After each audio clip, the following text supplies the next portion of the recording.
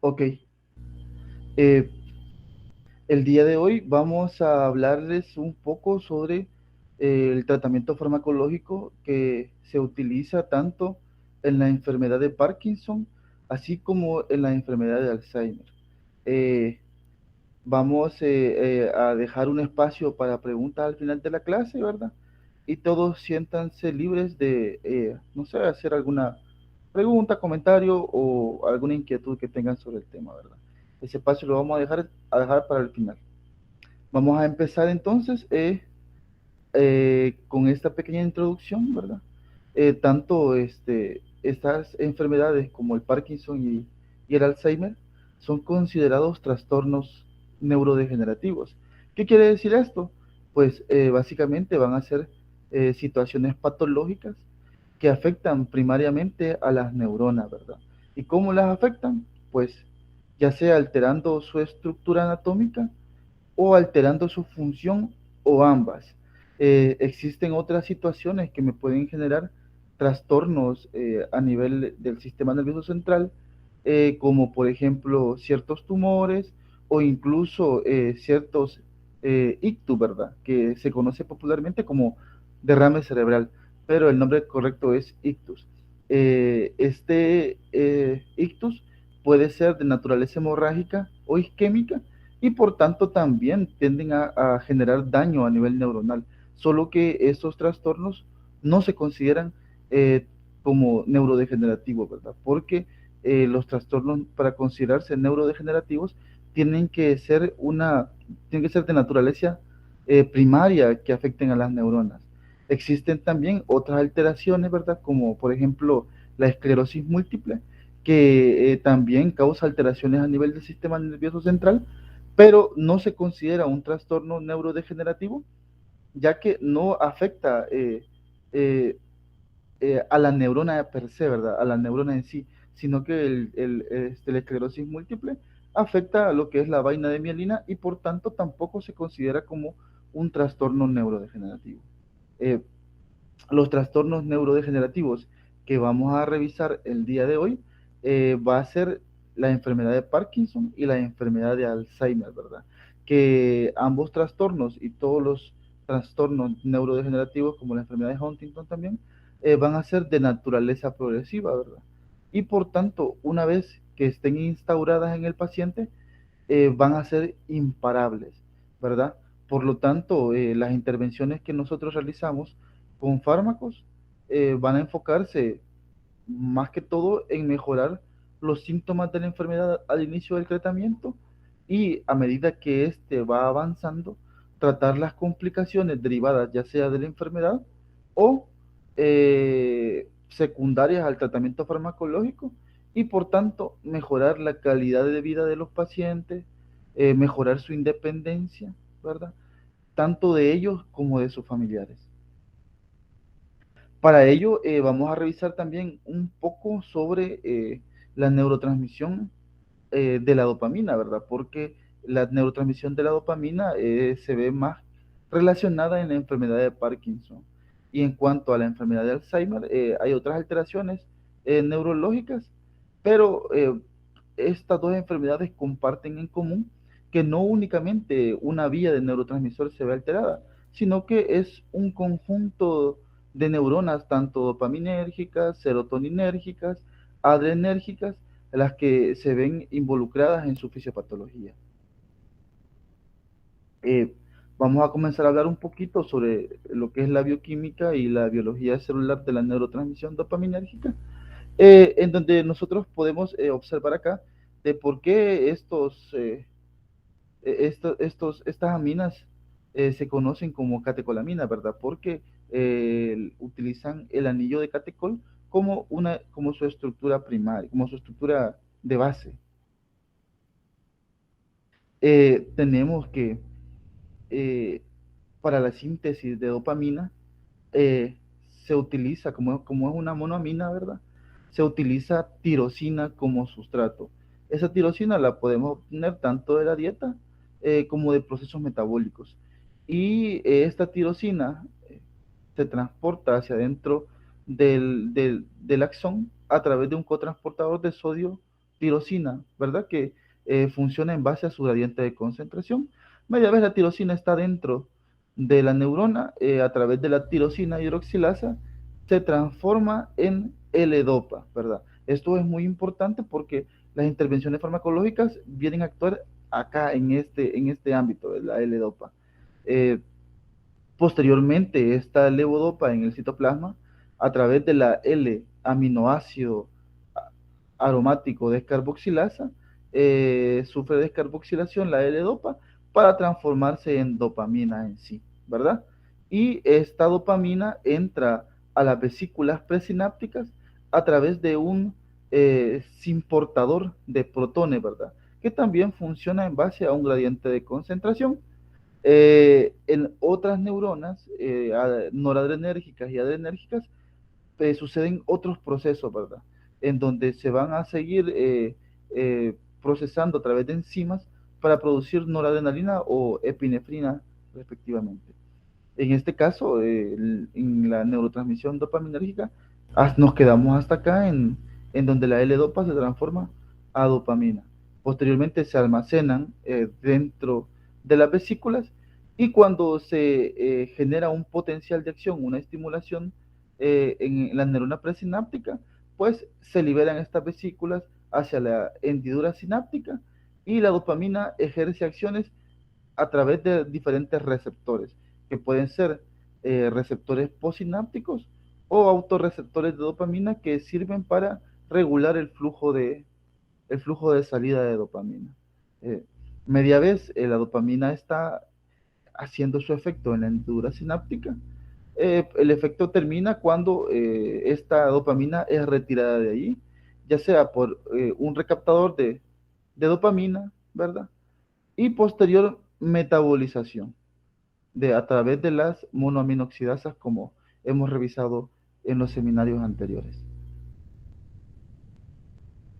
Por tanto, la acción de la dopamina va a ser recaptada en la terminal presináptica o a través de las células gliales y posteriormente va a recibir inactivación enzimática a través de dos enzimas, ¿verdad? La monoaminoxidasa o la aldehído deshidrogenasa, ¿verdad? Esta catecol o metiltransferasa me va a producir un producto intermedio que se llama 3-metoxitiramina y posteriormente a través de la MAO o la aldehído deshidrogenasa me va a generar el metabolito que se excita en la orina, que es el ácido homovanílico.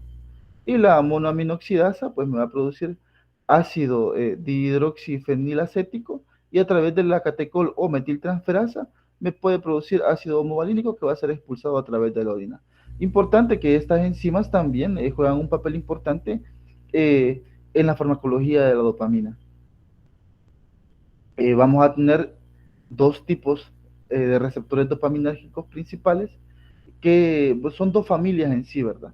Al inicio únicamente se habían descubierto estos dos tipos de receptores, pero posteriormente se fueron descubriendo más, que son 5 receptores en total. Cada uno va a tener diferentes localizaciones y funciones. La familia del receptor D1 va a contener a los receptores de dopamina de tipo 1 y tipo 5 y se van a caracterizar básicamente por ser unos neurotransmisores acoplados a la proteína G, pero va a estar específicamente en el subtipo de proteína GS, que esta, ¿verdad? A través de la hidrólisis de la vía del inositol 3-fosfato, me va a generar un aumento del AMP cíclico, ¿verdad? Y por tanto, una activación de la proteína sinasa, ¿verdad? Todo esto me va a ayudar a que este neurotransmisor sea un neurotransmisor excitador. Y tenemos por otro lado la familia de receptores D2 que van a estar conformados por los subtipos D2, D3 y D4 y que estos van a estar acoplados a la proteína G inhibidora y por tanto estos van a disminuir las concentraciones intracelulares de AMP cíclico y por tanto van a aumentar la corriente de potasio, de salida de potasio en los canales rectificadores y van a disminuir las corrientes de calcio entrantes activadas por voltaje, ¿verdad? Entonces, dando como resultado un efecto inhibidor. Por tanto, la familia de receptores D1 van a ser receptores excitadores y la familia del receptor D2 van a ser inhibidores.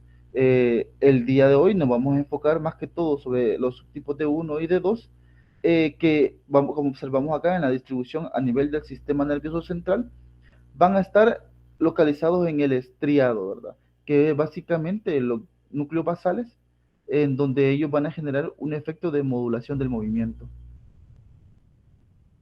En cuanto a las vías centrales de dopaminas, tenemos cuatro grandes sistemas de neuronas dopaminérgicas, ¿verdad?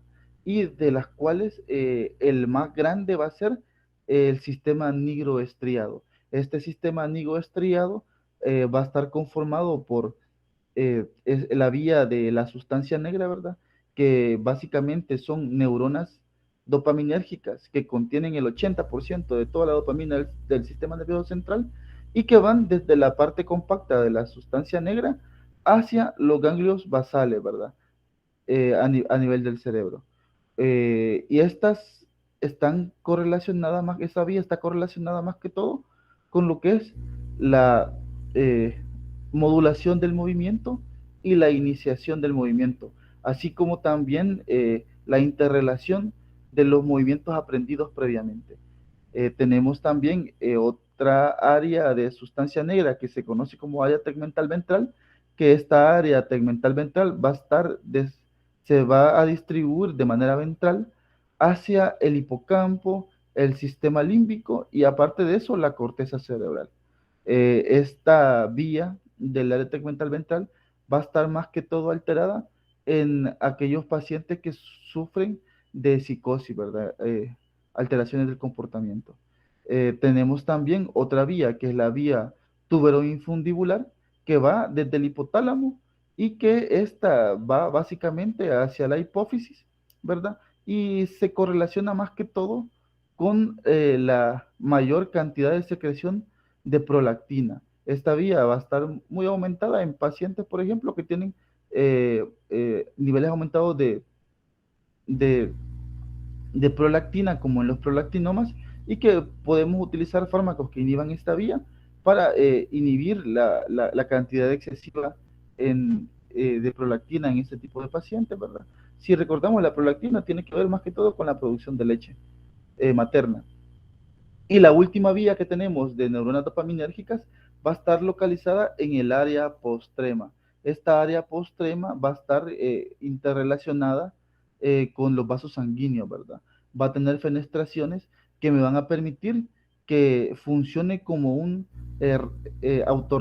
receptor, eh, un área que va a ser estimulada y que va a detectar niveles elevados de dopamina o catecolaminas a nivel sanguíneo y por tanto va a estar muy relacionada con el centro del vómito.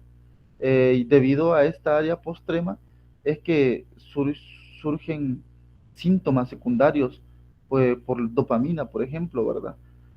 O levodopa en el tratamiento del Parkinson y que me van a generar a mí síntomas como náuseas y vómitos.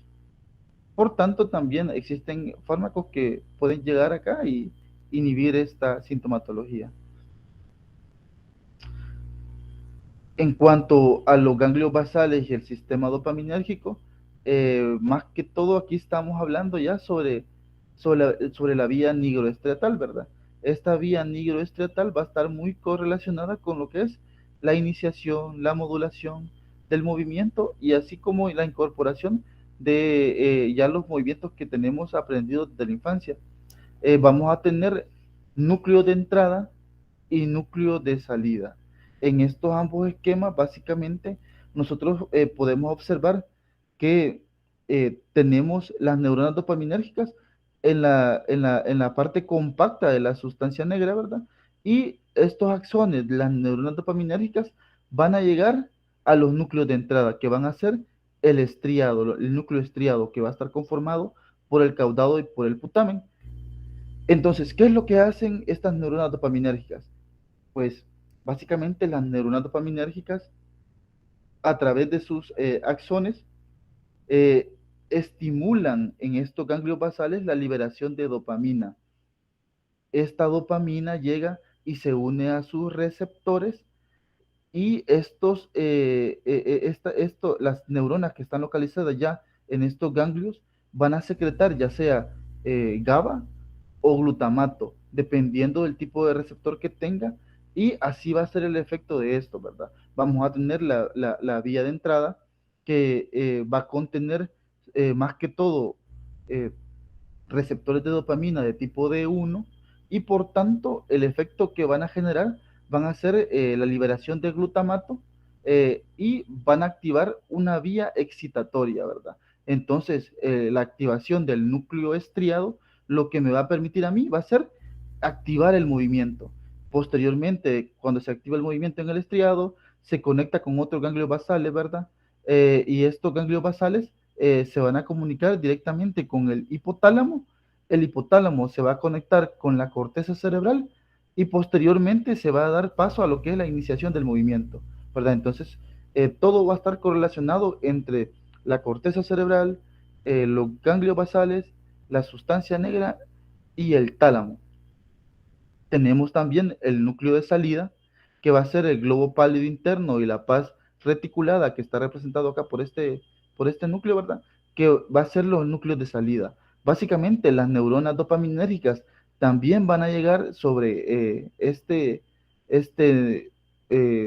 núcleo basal y pues lo que van a generar va a ser una mayor liberación de GABA en este ganglio y a la mayor liberación de GABA lo que se va a promover va a ser un efecto inhibitorio. Este efecto inhibitorio me va a llegar al tálamo, el del tálamo a la corteza cerebral y lo que va a hacer es que me va a inhibir el movimiento. Entonces, básicamente, cómo se correlaciona la corteza cerebral, los ganglios basales y el tálamo va a ser con la iniciación del movimiento en sí, ¿verdad? Si cuando llegan señales de la corteza que quieren inhibir movimiento, pues se va a activar los diferentes núcleos de entrada o de salida y me van a inhibir el movimiento. En caso contrario, que queramos iniciar un movimiento, pues va a llegar también una señal desde la corteza motora hacia el núcleo de entrada, caudado y putamen, y a través de ellos se va a regular hacia el tálamo eh, el control, la iniciación de un movimiento controlado, ¿verdad? Posteriormente vamos a ver cómo es que se da esta alteración cuando observamos la enfermedad de Parkinson. ¿Ok? Entonces vamos a comenzar a ver un poquito sobre la primera enfermedad, que es la enfermedad de Parkinson.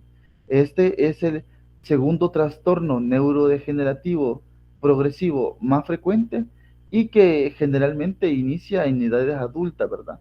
En el 1% de toda la población mundial, a partir de los 65 años ha comenzado con este trastorno. Es una enfermedad crónica e idiopática y que se caracteriza por una teta de trastornos motores. Estos trastornos motores son los principales por los que los pacientes consultan. Es cuando inician con bradicinesia o dificultad de los movimientos normales, rigidez, ¿verdad? Que los pacientes no pueden iniciar un movimiento de manera rápida, temblor en reposo y la inestabilidad postural, que este síntoma, la inestabilidad postural, lo vamos a presentar más que todo en etapas avanzadas de la enfermedad. Eh, como es una enfermedad idiopática, se trata de buscar más o menos cómo es que se genera el trastorno primario para presentar esta enfermedad. Y pues en 5% de los casos o menos se han asociado a factores genéticos y ambientales, eh, ya sea mutaciones a niveles de genes, ¿verdad? U otros contaminantes que se puedan ser secundarios a un procesamiento de fármacos. En cuanto a la fisiopatología, pues, eh, ¿qué es lo que pasa en la enfermedad de Parkinson? Pues básicamente hay una pérdida selectiva de las neuronas dopaminérgicas en la pars compacta de la sustancia negra.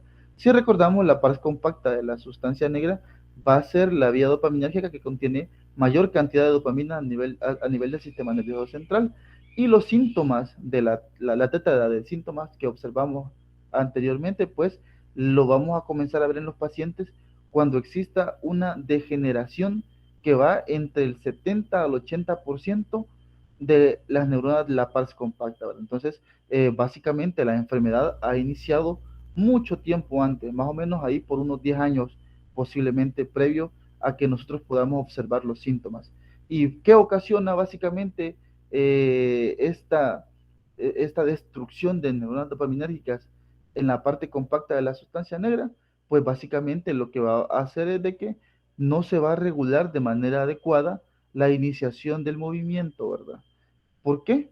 Pues básicamente la vía que vemos más alterada va a ser la vía de entrada, ¿verdad? La vía del estriado.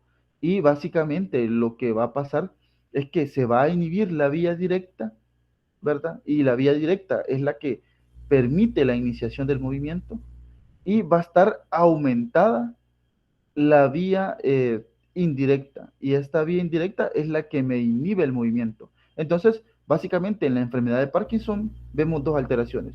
Una va a ser una disminución de la vía directa, ¿verdad? Y por tanto, una disminución en cuanto a la excitación, a la excitación de la dopamina sobre el estriado, que se va a traducir básicamente a una disminución del inicio del movimiento, de la generación de movimiento, y va a haber una hiperexcitación en las neuronas GABAérgicas, ¿verdad? Que me van a inhibir el movimiento, dando como resultado los síntomas característicos que nosotros podemos observar en los pacientes de enfermedad de Parkinson, que va a ser básicamente la bradicinesia, que va a ser una dificultad en la realización de movimientos, una rigidez, ¿verdad? Porque la iniciación del movimiento está inhibida. Y posteriormente, ¿verdad? La dificultad para mantener posturas en una cantidad de tiempo determinado. Los mecanismos de la destrucción aún no se han entendido por completo, pero como mencionamos previamente, se han asociado también a alteraciones genéticas y a alteraciones ambientales. Eh, Allá por la década de los 70 se descubrió de que consumir mepiridina podría ocasionar en pacientes jóvenes este síndrome parkinsoniano, ¿verdad? La meperidina básicamente es un opioide que se comenzó a usar allá por la década de los 70 y se encontró de que en cierto lote que se produjo de manera clandestina, debido a que se expuso a condiciones de temperatura demasiado elevadas, eh, la meperidina producía tetrahidropiri 1-metil 4-fenil 1,2,3,6 tetrahidropiridina, ¿verdad? MPTP, y posteriormente se oxida a 1-metil 4-fenil piridinio, y que 1-metil 4-fenil piridinio va a ser tóxico específicamente para las neuronas de la pars compacta. Entonces, así fue como se obtuvo evidencia de que diferentes trastornos ambientales, eh, factores ambientales, perdón, me pueden generar a mí esta enfermedad, ¿verdad? Posteriormente, después de que este descubrimiento, se hicieron investigaciones para ver si este componente estaba presente en el medio ambiente, pero no se han determinado eh, causas específicas, ¿verdad? Se cree de que algunos pesticidas tal vez me pueden presentar estos contaminantes. Y en cuanto a los factores genéticos, pues se ha observado mutaciones en la proteína de alfa-sinucleína que también me pueden generar alteración a nivel de las neuronas dopaminérgicas. Esta proteína alfa-sinucleína está más que todo relacionada con lo que es la transcripción de las vesículas en donde se almacena la dopamina a nivel de la membrana presináptica.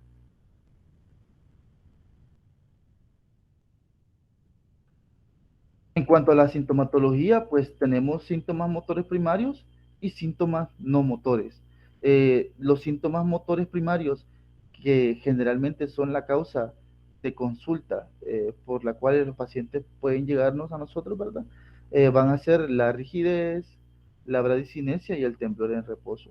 Pero aparte de ello, a medida que la enfermedad va progresando, como es una enfermedad neurodegenerativa, que no solamente se alteran las neuronas dopaminérgicas, sino que también neuronas adrenérgicas, serotoninérgicas, ¿verdad? Entonces, posteriormente van a presentar otro tipo de sintomatología más correlacionados con el daño neuronal. Vamos a tener síntomas no motores tempranos, ¿verdad? Que estos incluso pueden preceder a los síntomas motores primarios, que van a ser hiposmia o disminución de la sensación de olfato, fatiga, alteraciones de la conducta del sueño REM, depresión, estreñimiento y síntomas tardíos, ¿verdad? Que los síntomas tardíos van a ser secundarios al tratamiento farmacológico o secundarios a la progresión de la enfermedad. Dentro de ellos vamos a tener síntomas axiales, ¿verdad? Que va a ser la inestabilidad postural, eh, dificultad para la deglución, trastornos neuropsiquiátricos como ansiedad, alucinaciones, agitación, ¿verdad? Como recordemos, también la dopamina está involucrada en otras vías que van a ir más que todo a alterar el pensamiento. Vamos a tener trastornos vegetativos como cialorrea o excesiva producción de saliva, incontinencia urinaria y nocturia, que básicamente eh, mayor cantidad de veces que vamos al baño durante la noche, también disfunción sexual, hipotensión ortostática y deterioro cognitivo. Eh, el tratamiento farmacológico también, ¿verdad?, nos puede producir efectos que sean leves, como náuseas, y también complicaciones motoras, que se conocen como fluctuaciones on-off, que van a depender más que todo de la concentración de dopamina presente en el plasma y que estas van a generarse unas cuando haya mayor cantidad de levodopa o menor cantidad de levodopa. Y también nos pueden producir disinesias. Y también los fármacos nos pueden producir también alteraciones motoras como alucinaciones y alteraciones del comportamiento impulsivo y compulsivo. Estas alteraciones del comportamiento, más que todo, se ven con los agonistas de los receptores de dopamina. ¿Cuáles van a ser los fármacos empleados en el tratamiento de la enfermedad de Parkinson? Pues básicamente vamos a tener fármacos basados en la estimulación dopaminérgica y fármacos no dopaminérgicos. Aunque el mejor tratamiento actualmente de la enfermedad de Parkinson se va a basar en esto, en la restauración de la denervación dopaminérgica. Como el problema principal va a ser la disminución de la dopamina plasmática, entonces lo que queremos hacer nosotros con los fármacos va a ser restaurarla, ¿verdad? Además de ello, debido a las complicaciones motoras derivadas del uso crónico del fármaco como gold estándar de esta enfermedad, que es la levodopa, eh, se han creado otros fármacos que son potenciadores del tono dopaminérgico, ¿verdad? Y por ello estos fármacos se utilizan en etapas, más que todo etapas tempranas de la enfermedad. Vamos a comenzar con el primer grupo de fármacos, que son los fármacos dopaminérgicos. El primero y el que se utiliza sí o sí en la enfermedad de Parkinson es la levodopa, aunque este se prefiere en ciertas etapas de la enfermedad, como vamos a ver más adelante, ¿verdad? Eh, Básicamente, como nosotros revisamos en la bioquímica de la síntesis de dopamina, la tirosina, cuando entra a la neurona, se hidroxila, ¿verdad? Y pasa a convertirse en levodopa. Entonces, este es el fármaco que se sintetiza en el laboratorio y se administra a las personas con enfermedad de Parkinson.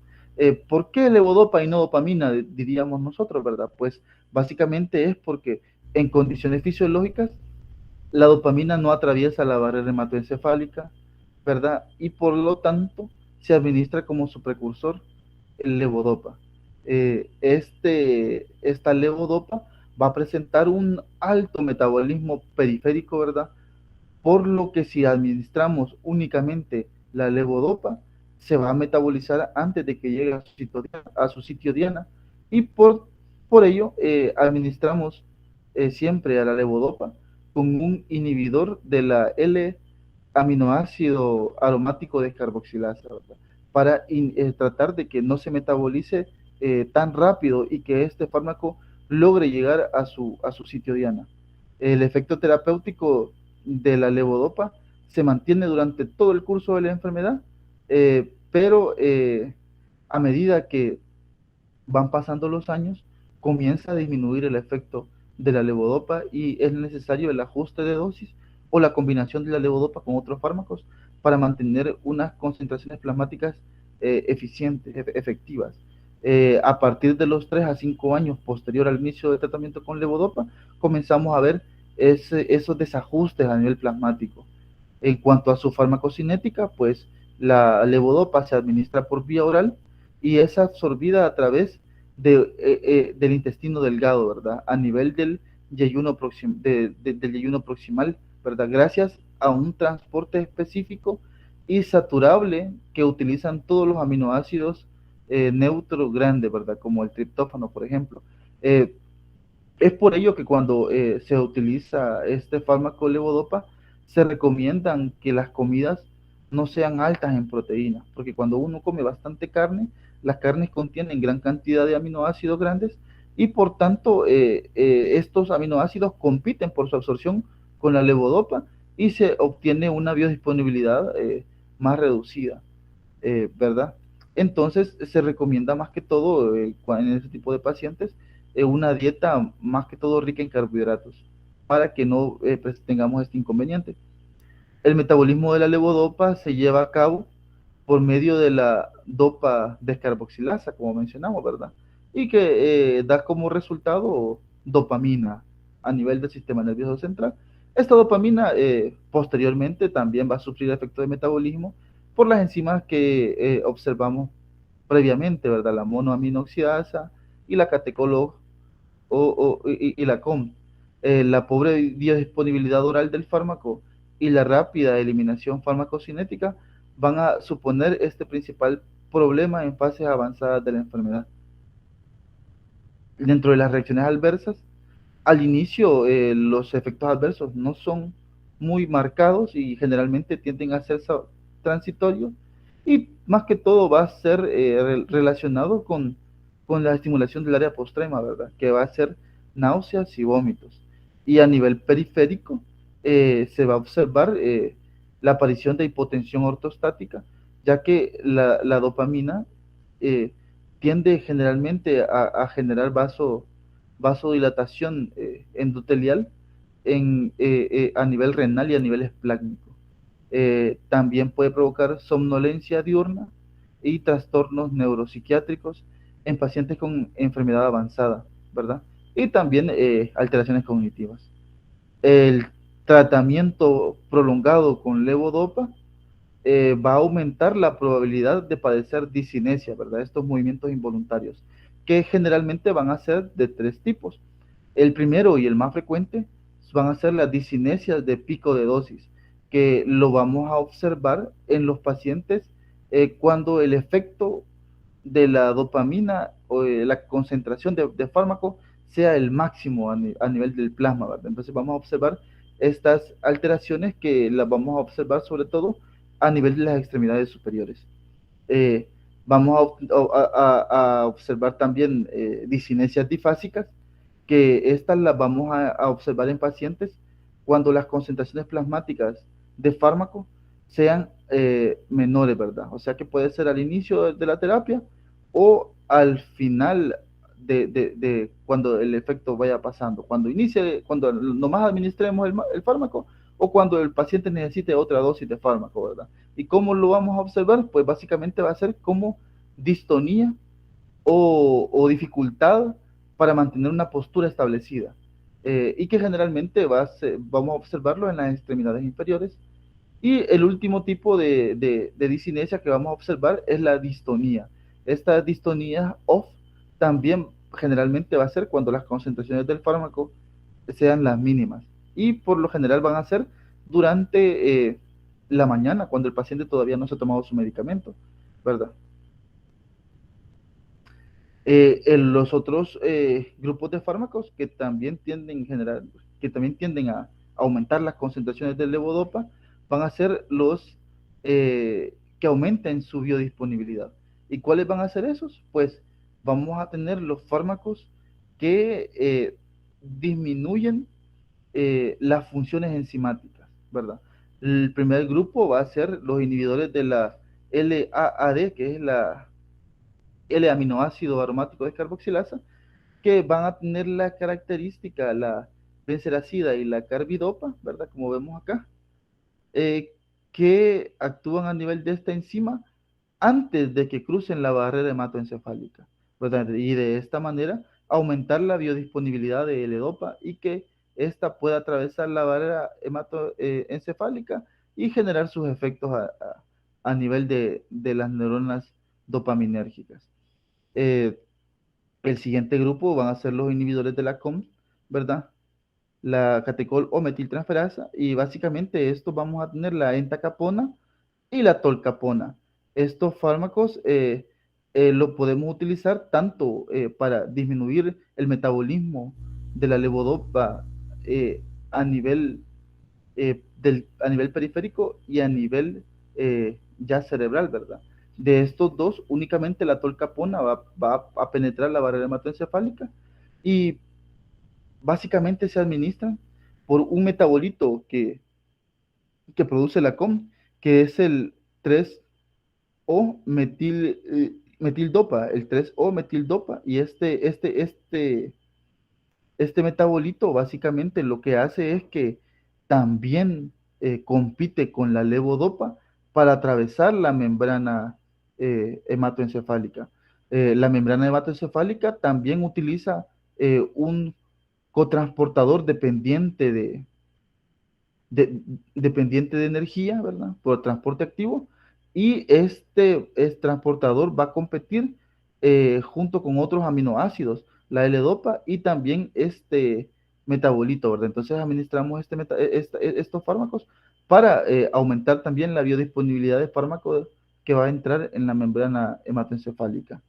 El otro grupo va a ser los inhibidores de la MAO-B, generalmente la seligilina o la rasagilina, y estos van a venir a actuar a nivel del cerebro, ¿verdad? Recordemos que la MAO-B va a estar más que todo a nivel del sistema nervioso central, y la MAO-A está en ambos lados, a nivel periférico y a nivel cerebral. Pero nosotros administramos de manera preferente inhibidores de la MAO-B. ¿Y esto qué es lo que va a hacer? Pues básicamente me va a inhibir el metabolismo de la dopamina para mantener mayor cantidad de dopamina, siempre estimulando los receptores de dopamina en las neuronas dopaminérgicas. El otro grupo que podemos utilizar van a ser los agonistas dopaminérgicos. Estos agonistas dopaminérgicos lo podemos dividir dependiendo de dónde obtenemos en ergóticos y no ergóticos. La diferencia de estos básicamente va a tender a ser de que los ergóticos como la bromocriptina o la cabergolina me van a generar fibrosis a nivel de las válvulas cardíacas, fibrosis pleuropulmonar, fibrosis retroperitoneal, ¿verdad? Y por lo tanto se prefieren los no ergóticos como el pramipexol, el ropinirol, la rotigotina y la apomorfina. Eh, Son fármacos que comparten la capacidad de estimular directamente a los receptores dopaminérgicos sin las complicaciones motoras asociadas con levodopa. Por lo tanto, estos agonistas dopaminérgicos los usamos de manera preferente en en las fases iniciales de tratamiento, ¿verdad? Como recordemos, la levodopa me va a generar ciertos efectos adversos que van a ser dependientes de su dosis debido a su semivida, y estos agonistas dopaminérgicos van a tener unos efectos más prolongados y por tanto me van a generar a mí menos efectos adversos, ¿verdad? Vamos a tener ciertas ventajas con estos fármacos. Una de ellas y bastante importante es que no necesitan conversión metabólica, ¿verdad? Como como la levodopa. Estos van a llegar de un solo a actuar en los receptores que estén disponibles. La levodopa depende, ¿verdad?, de la cantidad de neuronas dopaminérgicas, porque si llega una gran cantidad de levodopa y no encuentra neuronas en donde tiene que ser convertido a dopamina, pues va a tardar un poquito más el tiempo para poder hacer su efecto. En cambio, estas, independientemente de las neuronas que hayan, van a llegar a actuar sobre los diferentes receptores que estén disponibles. Eh, También otra ventaja es que no compiten en la absorción a nivel del intestino, ¿verdad? Y también a nivel de la barrera hematoencefálica. Entonces, básicamente podemos mantener una dieta normal cuando tomamos agonistas dopaminérgicos. Otra ventaja que la semivida es mayor, ¿verdad? Y por tanto, menos efectos adversos. Y se puede combinar, aparte de ello, con levodopa cuando comenzamos a ver que va disminuyendo los efectos de estos medicamentos, ¿verdad? Al final, siempre vamos a utilizar levodopa, pero en algunos pacientes se trata de iniciar lo más eh, posterior posible, en fase más avanzada de la enfermedad, ¿verdad? Porque la levodopa también contribuye bastante en la aparición de sintomatología. Dentro de los efectos adversos principales vamos a tener, al igual que la levodopa, ¿verdad? Náuseas, vómitos, hipotensión postural, pero aparte de ello, estos agonistas dopaminérgicos me pueden presentar edema periférico, hipersomnolencia, alucinosis y trastornos del control de impulsos, ¿verdad? Eh, eh, Van a estar más desinhibidos debido a este tipo de fármacos y por tanto tenemos que avisarles a los familiares del paciente pues que pueden tener cierto tipo de sintomatología eh, que va a favorecer que se comporten de manera un poquito más imprudente. Los otros grupos farmacológicos son los fármacos no dopaminérgicos. Estos fármacos no dopaminérgicos van a tener diferentes funciones, ¿verdad? Dentro de las cuales unas van a estar encaminadas en tratar el temblor, ¿verdad? Y la sintomatología motora, como los bloqueantes de los receptores muscarínicos, que estos, debido al efecto antimuscarínico, van a llegar a bloquear los receptores de las interneuronas a nivel de los ganglios basales. Recordemos de que es una conexión de muchos tipos de neuronas de diferentes tipos a nivel de los ganglios basales, ¿verdad? Y entre ellos se utilizan interneuronas para facilitar o inhibir el movimiento también a nivel de los ganglios basales.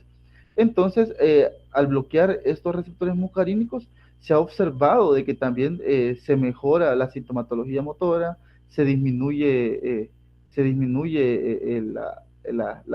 los temblores en reposo de los pacientes, pero los efectos adversos secundarios al bloqueo de estos receptores, ¿verdad? Me van a generar trastornos como cognitivos, me van a empeorar la sintomatología cognitiva y aparte de ello, de que también pueden tener alteraciones a nivel de bloqueo motor, ¿verdad? Tenemos también bloqueantes beta-adrenérgicos y dentro de ellos el que más se utiliza va a ser el propanolol y que se ha visto que tiene bastantes efectos a nivel del temblor leve, ¿verdad? Entonces va a ser uno de los fármacos que podemos utilizar también en estos tipos de pacientes que inician con la sintomatología motora. Los inhibidores de los receptores de monoaminas excitadores como la mantadina también lo podemos utilizar en este tipo de pacientes con enfermedad de Parkinson en fases previas en fases iniciales, perdón, del tratamiento. Esta amantadina tiene varios efectos a nivel neuronal, ¿verdad? Dentro de los cuales se destaca de que favorecen la síntesis y liberación de dopamina a nivel del cerebro, antagonizan receptores muscarínicos y también antagonizan receptores de serotonina, ¿verdad? A nivel del cerebro. Eh, pero se ha observado de que también tiene a generar efectos adversos importantes como la generación de alucinosis, de alucinaciones y también actualmente están en varios estudios, ¿verdad? En varios estudios en donde se está evaluando si el efecto beneficioso supera a los efectos adversos, ¿verdad? Para poder administrarlo como terapia de primera línea. Actualmente, todos estos fármacos no son de primera línea, ¿verdad? Sino que los que son de primera línea son los que van a aumentar el tono dopaminérgico. Posteriormente, a medida que vamos avanzando la terapia con fármacos, la enfermedad va progresando, vamos presentando otros síntomas, ¿verdad? Como ansiedad, depresión, problemas a nivel eh, de la psique, ¿verdad? Problemas de alucinaciones también como producto de la enfermedad en sí. Y por tanto vamos a utilizar fármacos que me van a aliviar esta sintomatología. Los antidepresivos, vamos a utilizar tanto inhibidores de la recaptación de serotonina como la fluoxetina, la sertralina, la paroxetina y la fluvoxamina, y antidepresivos también, inhibidores de la recaptación de serotonina y noradrenalina como la tomoxetina, y inhibidores de la recaptación de noradrenalina y dopamina como el bupropión, ¿verdad? Todos ellos con el fin de mejorar la sintomatología depresiva en este tipo de pacientes.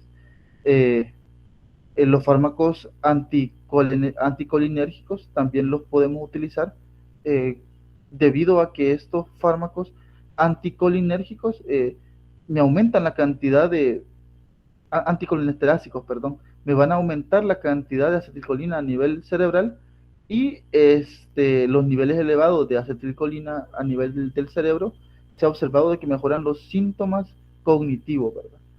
Y por tanto se van a tener a utilizar en ese tipo de pacientes.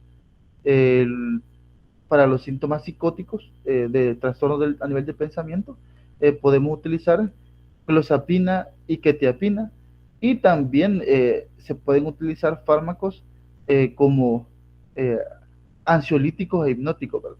Para mejorar el sueño en los pacientes, podemos utilizar diazepam, alprazolam, lorazepam, y también tienen efectos sobre la ansiedad.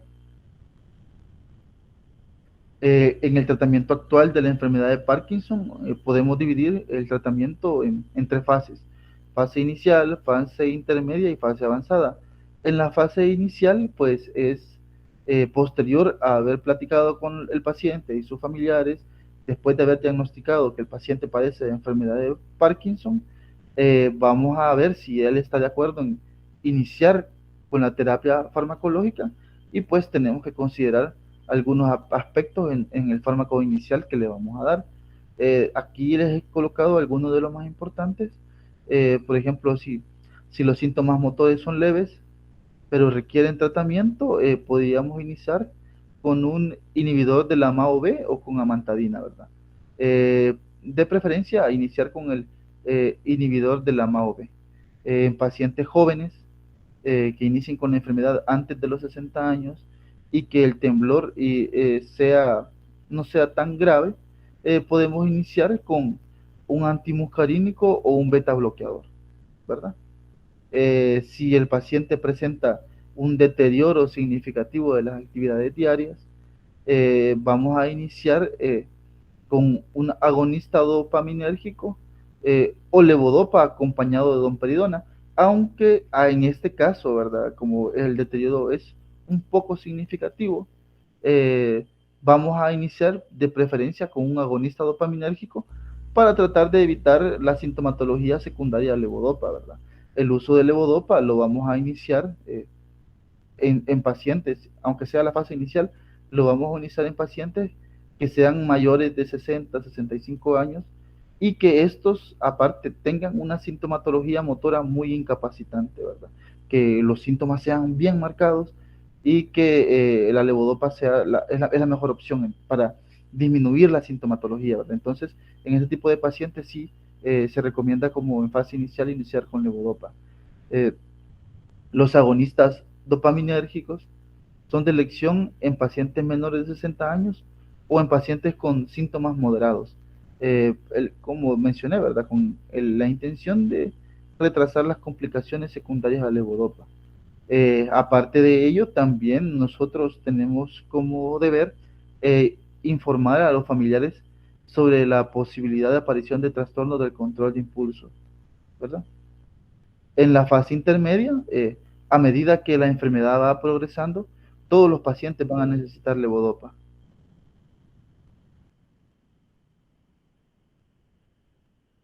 Eh,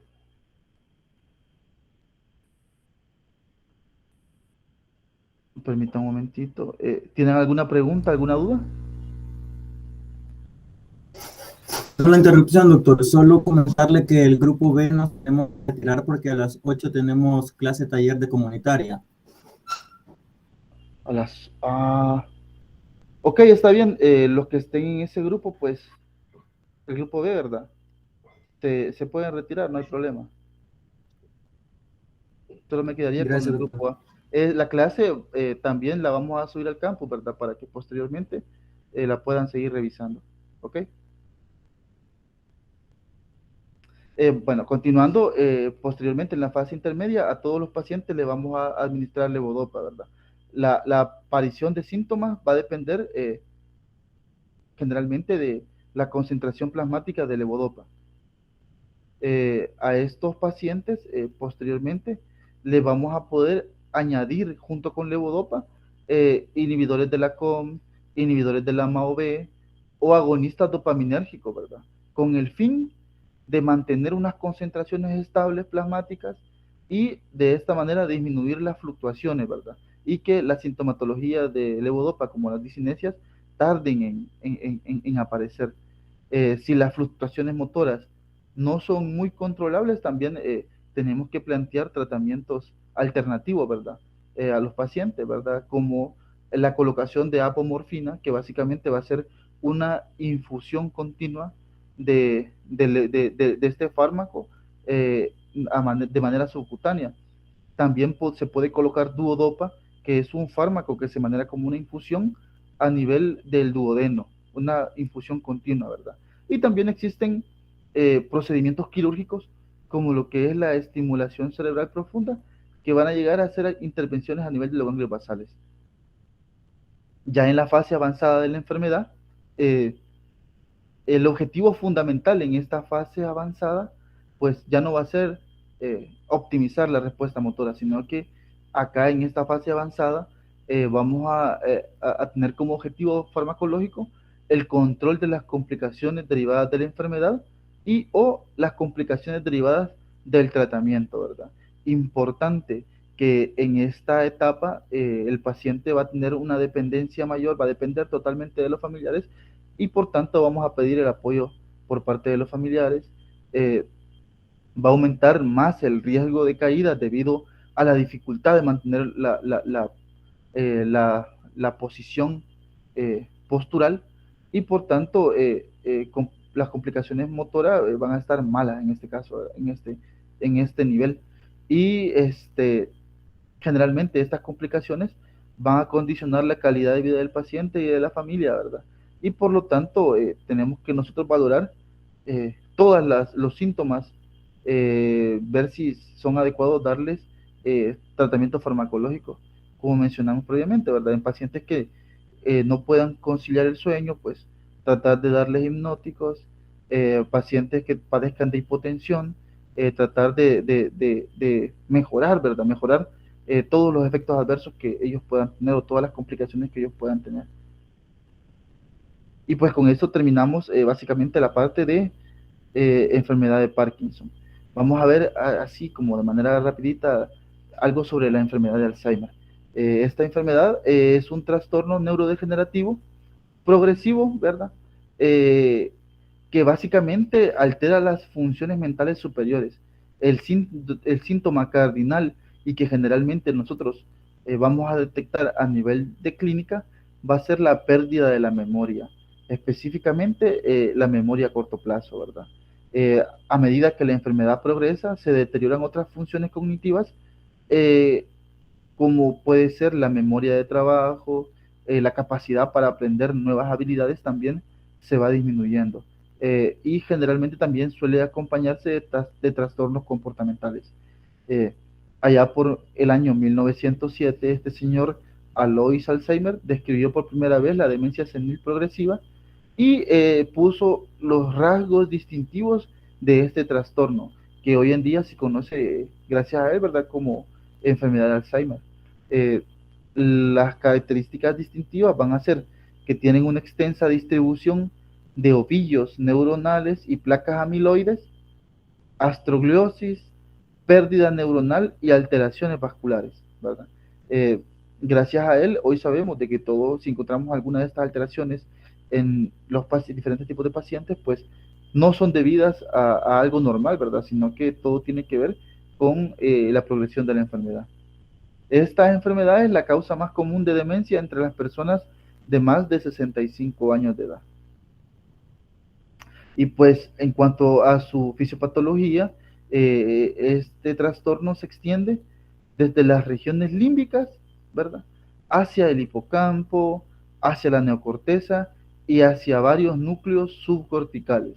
De estos núcleos subcorticales, los que más se ven afectados son el núcleo basal de Meynert y el septo medial, que van a ser ricos en neuronas colinérgicas, eh, los núcleos del RAFE, que van a ser ricos en neuronas serotoninérgicas, y el locus ceruleus, que van a tener neuronas adrenérgicas, ¿verdad?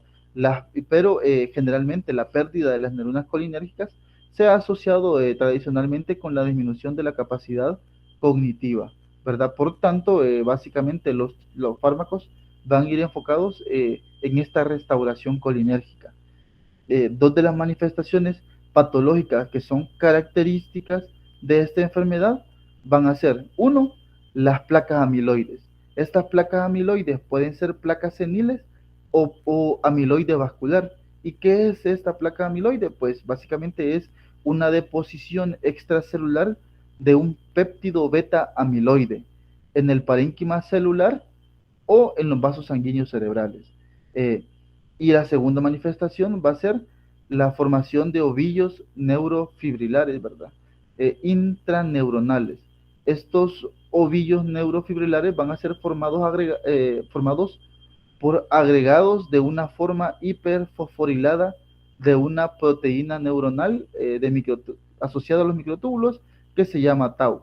Básicamente esta tau, la función que tiene es una función de darle sostén a los microtúbulos neuronales.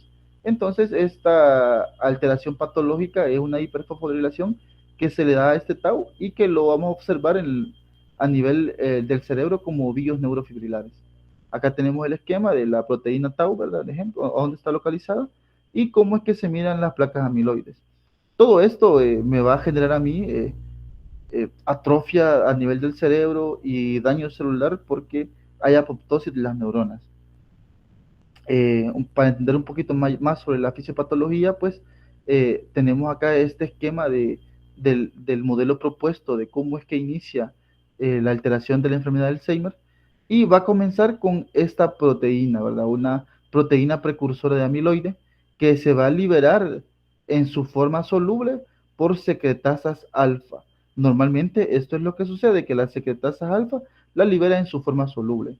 Pero en la enfermedad de Alzheimer podemos observar de que la formación de este péptido amiloide beta, que se conoce como A beta, se origina en el procesado de este péptido precursor de amiloide en sitios de cortes diferentes, y que las enzimas que van a estar involucradas en esta formación de péptido AB A beta va a ser la secretasa beta y gamma. Esta cuando, las secretasas escinden estas moléculas, pues el péptido A beta va a formar agregados, ¿verdad? Que se van a formar, que va a ser en forma de placas amiloides, y estas placas amiloides y la mayor cantidad de péptido amiloide beta me va a generar lo que es la hiperfosforilación y la disfunción de las proteínas tau, que tienen que ver con el sostén de los microtúbulos cerebrales, ¿verdad? Entonces, todo esto, la formación de placas amiloides, la hiperfosforilación del tau, me van a generar disfunción celular y apoptosis, ¿verdad?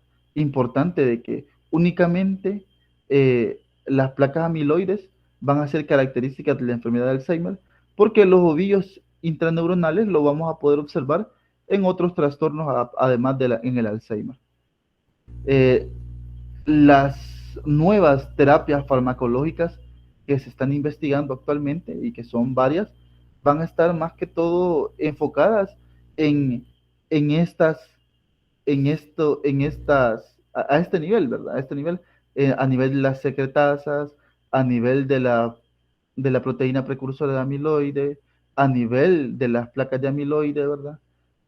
Más que todo en esto van a ser las intervenciones farmacológicas que se están investigando actualmente. La enfermedad es multifactorial y básicamente se relacionan múltiples factores, dentro de los cuales pueden ser genéticos, pueden ser epigenéticos y pueden ser ambientales. Eh, Dentro de los factores genéticos vamos a tener dos formas principales, que va a ser la familiar y la no familiar, y dentro de ellas la que es más frecuente en la población con Alzheimer es la no familiar.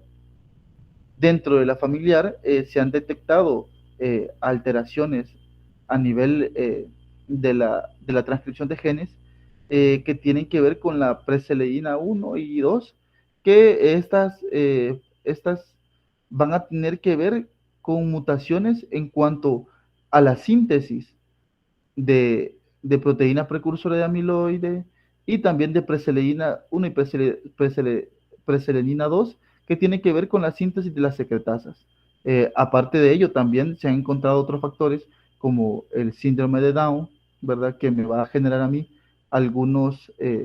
me va a generar a mí mayor producción de péptido AB y también mutaciones a nivel de una apolipoproteína que es la apolipoproteína E4.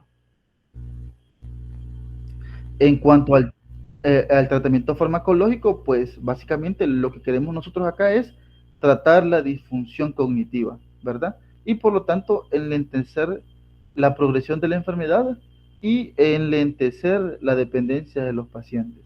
Eh, Básicamente, el tratamiento de las alteraciones comportamentales también lo vamos a poder tratar dependiendo de cuál vaya a ser el síntoma que vaya a predominar mayormente en etapas avanzadas.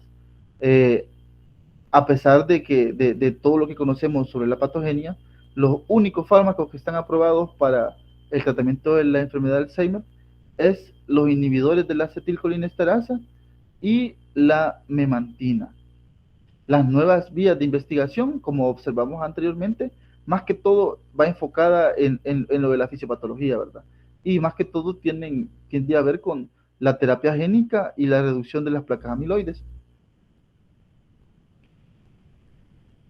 Ok, vamos a hablar un poquito sobre el tratamiento sintomático de la disfunción cognitiva, ¿verdad? El síntoma clínico primario que nosotros observamos en la enfermedad de Alzheimer es el deterioro progresivo de la capacidad de la memoria y la capacidad de aprendizaje, ¿verdad? Por lo tanto, como se ha observado de que la transmisión colinérgica tiene mucho que ver con estos procesos cognitivos, los principales abordajes se enfocan en esta transmisión colinérgica, ¿verdad? Dentro de los cuales los principales y los más utilizados van a ser los inhibidores de la acetilcolinesterasa y un antagonista del receptor del NMDA, ¿verdad? Eh, Aparte de ello, también está investigando en agonistas selectivos muscarínicos o nicotínicos, pero aún no se ha obtenido datos importantes y que me pueda decir de que son efectivos para este tipo de trastorno. Vamos a comenzar con el primero, que es la tacrina, ¿verdad? Que es el primer fármaco que fue aprobado para este uso y que en la actualidad casi no se utiliza debido a la corta semivida de este, ¿verdad? Los efectos adversos que produce y una elevada toxicidad hepática. Es un inhibidor potente, reversible y no competitivo de la acetilcolinesterasa cerebral. Este se va a absorber con rapidez, se va a metabolizar en el hígado y la biodisponibilidad, como su semivida, va a ser corta, ¿verdad? En el pasado, cuando se tendría a utilizar, pues mejoraba el rendimiento intelectual de manera global. Y los efectos adversos de este fármaco tienden a ser más que todo efectos gastrointestinales debido al antagonismo de la acetilcolinesterasa, ¿verdad? A la disminución del tono parasimpático y que van a ser náuseas, vómitos y diarreas. Y la hepatotoxicidad es uno de los principales efectos adversos por el cual ya no se usa porque hay que hacer evaluaciones periódicas sobre las transaminasas hepáticas. El donepezilo es un derivado piperidínico que inhibe la forma selectiva y reversible de la acetilcolinesterasa a nivel cortical. Su absorción digestiva es rápida y se une en un 95% a las proteínas. Se metaboliza en el hígado y la semivida es mayor, ¿verdad?, que la tacrina. Dentro de los efectos adversos vamos a obtener siempre los mismos secundarios a un aumento de la acetilcolina, perdón, una potenciación del tono parasimpático, es la cosa, ¿verdad? Como hay mayor cantidad de acetilcolina, entonces estos efectos van a ser gastrointestinales, dentro de los cuales son los mismos, ¿verdad? Náuseas, vómitos y diarrea, y en dosis alta va a presentar insomnio. Este medicamento consigue mejorar la cognición y la capacidad funcional del paciente y por tanto mejora la calidad de vida, ¿verdad? Los beneficios de este fármaco se ha observado en hasta el 90% de los pacientes a los cuales se le ha aplicado el medicamento, ¿verdad? La tacrina, el que vimos previamente, pues únicamente se veía beneficio como aproximadamente en un 40% de los pacientes. Otra ventaja del donepezilo es de que mantiene su efecto durante varios años, ¿verdad?, de la terapia. Y por tanto lo vamos a utilizar en la enfermedad de Alzheimer de leve a moderadamente grave. Otro anticolinesterásico es la galantamina, que es un alcaloide fenantrénico y va a ser un inhibidor selectivo, irreversible y competitivo de la acetilcolinesterasa, ¿verdad? Va a ser más potente sobre la acetilcolinesterasa que la butilcolinesterasa, ¿verdad? Y aparte de ello, esta galantamina tiene efectos de modulador alostérico y por tanto va a aumentar la potencia de la nicotina sobre sus receptores nicotínicos a nivel cerebral. La biodisponibilidad es de un 90%, la semivida va a ser de 4 a 6 horas y los efectos adversos van a ser los mismos, ¿verdad? Va a ser secundarios a un aumento de acetilcolina plasmática y que van a ser más que todos a nivel gastrointestinal, náuseas, vómito y diarrea. Y lo vamos a utilizar también para la enfermedad de Alzheimer con demencia leve o moderadamente grave. La ribastigmina es un carbamato y esta inhibe tanto la acetilcolinesterasa como la butilcolinesterasa. Se va a absorber bien por vía oral y la semivida va a ser corta. Generalmente está presente en plasma entre 1 a 2 horas, pero el efecto que tiene la ribastigmina es que inactiva a la acetilcolinesterasa durante 10 horas, ¿verdad? Entonces por ello va a ser muy efectivo y va a reducir la cantidad de dosis que se van a estar dando. El metabolismo de la ribastigmina es también por parte de la acetilcolinesterasa y posteriormente se metaboliza poco, como un 20%, y posterior se elimina a través de la vía renal en esa forma inactiva o a través de su forma activa. Y va a estar indicada la ribastigmina tanto para la demencia leve o moderadamente grave en pacientes con Alzheimer y en pacientes con enfermedad de Parkinson idiopática. Y el último, la memantina, es un antagonista no competitivo del receptor de N-metil de aspartato extrasináptico. Si nosotros recordamos, el glutamato tiene que ver con la excitotoxicidad, ¿verdad? Entonces, se ha observado de que la excitotoxicidad, más que todo, tiene que ver con ese glutamato extrasináptico, ¿verdad? Entonces, por ello se utiliza este antagonista que va a competir contra ese glutamato. Su biodisponibilidad oral es del 100% y su semivida es de más o menos entre 60 a 100 horas, ¿verdad? Y lo vamos a eliminar por vía oral, por vía renal, perdón. Y dentro de los efectos adversos principales vamos a tener alucinaciones, confusión, vértigo y fatiga. Algo muy importante es de que también la misma enfermedad en sí me va a generar todos estos efectos adversos. Entonces es de estar pendiente si el efecto adverso ¿Es secundario al medicamento o es propio de la enfermedad en sí, ¿verdad? Para ello, darle medicamento adecuado, ¿verdad? En caso de que no sea debido al medicamento. Indicado para el Alzheimer de moderado a grave. Y tenemos los tratamientos modificadores de la enfermedad, que de estos fármacos todavía no hay ninguno en uso en uso que lo podamos utilizar en clínica, sino que todos están actualmente en fase de investigación, ¿verdad? Dentro de los cuales tenemos antagonistas del receptor de serotonina, ¿verdad? Vamos a tener también inhibidores de la secretasa beta, ¿verdad? Y que con ellos se pretende básicamente producir la menor cantidad de péptido A beta. También vamos a tener otros moduladores de las secretasas gamma, eh, moduladores de las secretasas alfa, ¿verdad? Todo con el fin de hacer menos patológico este péptido A beta, aunque aún no se ha llegado a nada concluyente. Tenemos también inmunizaciones frente al péptido A beta. Estas inmunizaciones básicamente funcionan como las vacunas. Pueden ser inmunización activa o pasiva, ¿verdad?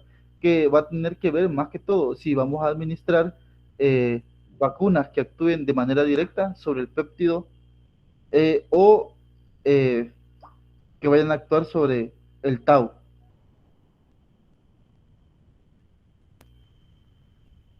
Y así también vamos a tener inhibidores de la agregación de tau que van a ser a través de vacunas o a través de la aplicación de inmunoglobulinas que van a llegar a destruir estos agregados de tau hiperfosforilados o también pueden llegar a destruir esas placas amiloides, ¿verdad? También existen estudios de muchos fármacos antiinflamatorios que van a llegar a tener bastantes beneficios en la, en la patogenia inflamatoria a nivel cerebral, que también se ha visto que la inflamación a nivel del cerebro puede empeorar los trastornos cognitivos y favorecer la progresión de la enfermedad, ¿verdad? Entonces, esto sería todo por mi parte de hoy y pues nos quedaríamos hasta acá con la clase. Acá está la bibliografía de donde pues básicamente ustedes tienen que leer y pues para motivo de parcial pues se utilizará la farmacología de Velázquez.